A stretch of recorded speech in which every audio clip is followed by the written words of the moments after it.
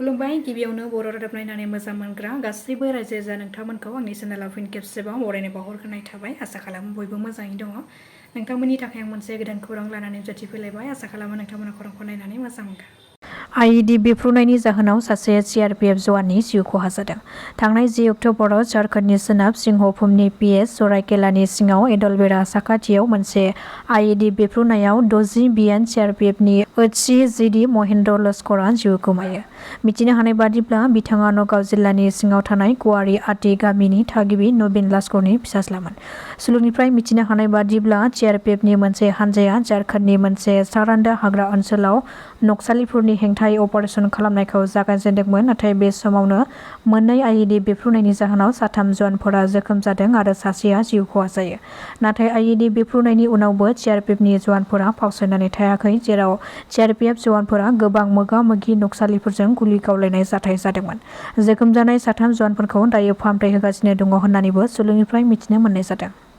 काछार जिल्लायाव सासे नंखाय डक्टरखौ हमदों। गंसे फार्मासिनिफ्राय हमदों बे नंखाय डक्टरखौ।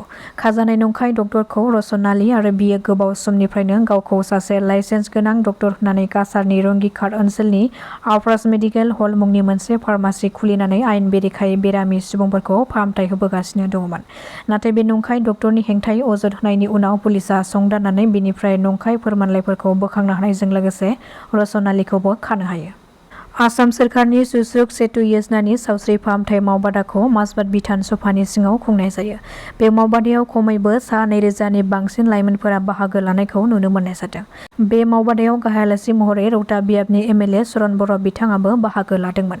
बेनि अनगायैबो बिथां चरण बर'आ बिटिसिनि गोदान मावफुं सोद्रोमाफोरनो इएम बिबान राननायनि सोमोन्दैबो फोरमायथिदों।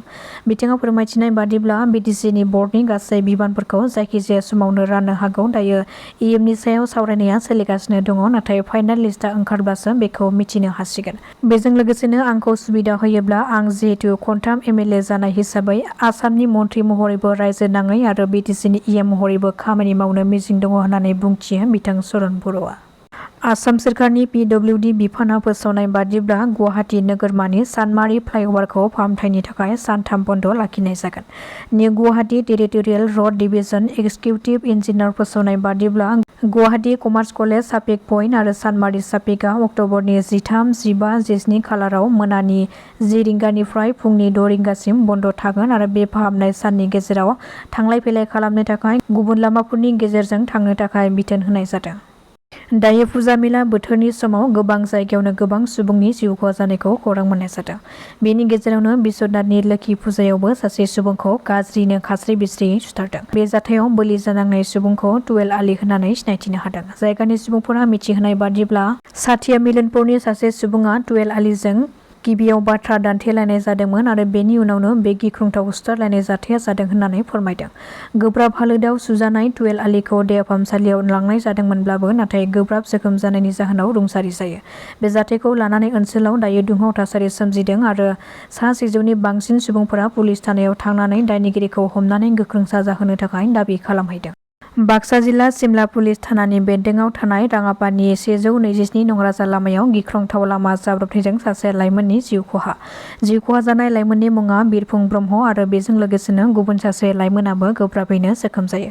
दासान्दि फुजा मेलानि बोथोर सोलिगासिनो थानायलाय बिसोर सानै लाइमोनाबो न'निफ्राय फुजा नायनो थाखाय ओंखारबोदोंमोन, नाथाय लामा ससेयावनो हरनि 8:30 रिंगासो समाव लामा जाब्रबथायजों सासेया जायगायावनो जिउ गोमायो आरो गुबुन सासेया गोब्राबैनो जोखोम जायो।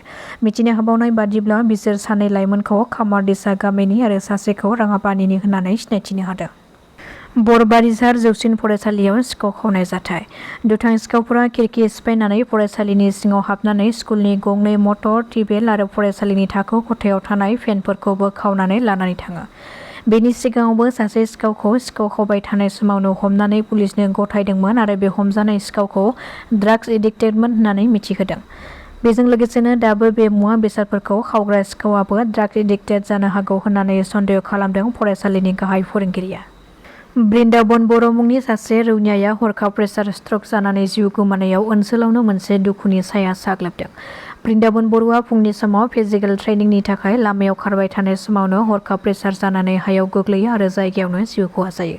मिथिनो मोननाय बादिब्ला तामुलपुरनि कालाकुसि तेतिलिगुरि गामिनि रमेश बर' आरो रुपाथि बर'नि नैथि फिसाज्ला बृन्दामन बर'आ बिसिजों लोगोसे सासे फिसाजोबो दङमोन। नाथाय दुखुनांथाव बिथाङा बिसि आरो गावनि फिसाजोखौ नागारनानै अबथिरायै जिउ खहा जायो।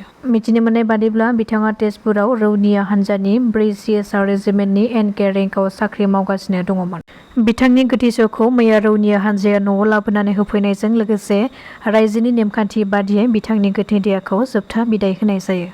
दासिमनि खौराङा एसेनोसै। नोंथांमोना खौरांखौ नायनानै मोजां मोनदोंब्ला चेनेलखौ साबस्क्राइब खालामनानै लानो हागोन। गोजोन्थों।